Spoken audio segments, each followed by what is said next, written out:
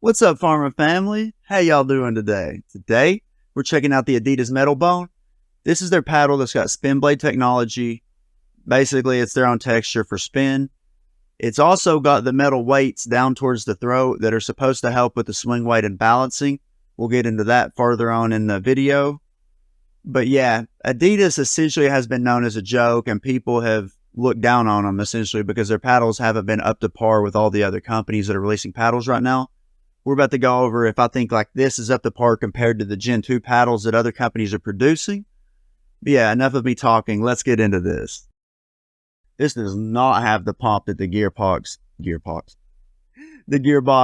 Fusion that I have has, like by any means.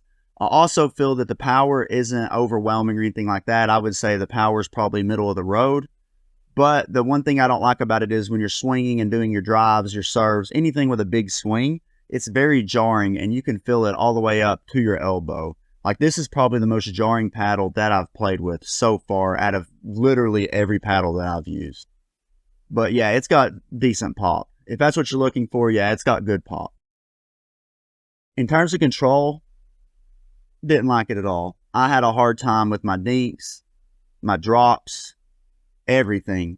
Like the Gearbox Power Fusion I have has more pop than this paddle does, but I still felt that it was more controllable than the Adidas Metalbone is, because I felt like you're going to have a decent amount of trouble with controlling this thing, especially when it comes to not just your dinks and stuff, but when it comes to putting adequate spin on it compared to other paddles, and you're about to hear me talk about that in this next part. In terms of spin, this thing is awful. Like, I could literally take my YouTube channel, go through the videos. Every video that I've reviewed so far, I would almost put having more spin than this paddle. There's 2 or 3 on there that aren't going to, but overall, this paddle is very subpar or below par in terms of spin.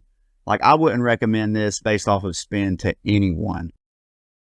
Okay, when it comes to the swing weight, I only set this paddle up and tested it in 2 different ways because I feel that you're either going to put the metal weights towards the top or you're going to completely take them off because they make little difference.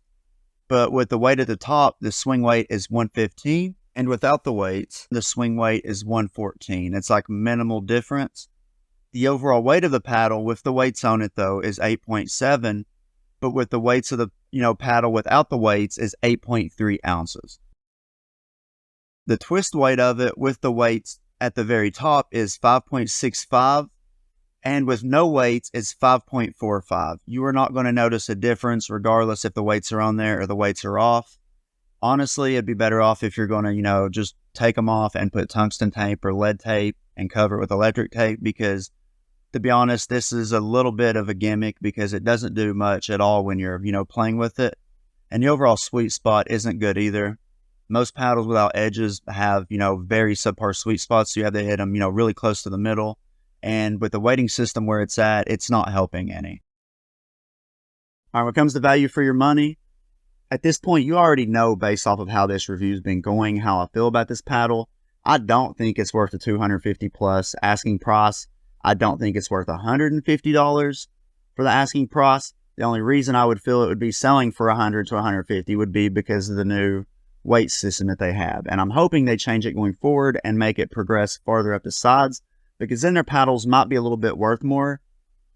But one thing they're going to have to change is the freaking noise and the vibrations when you're swinging. The noise sounds like an aluminum pickleball paddle. Like, I don't know if y'all played with any of those old ones. Straight up, that is exactly what it sounds like. And you're not getting hardly enough spin on it, and it's jarring on your elbow. This could literally be like an $80 to $100 paddle just based off of the feel of it. So value for your money, I would not recommend this to like anyone at all. Not even racquetball players or padel players or anyone that's coming over that uses Adidas, paddles with this weight system. But yeah, I hope you enjoyed this review. But until next time, stay safe, have a good day, drink plenty of water. Peace, y'all.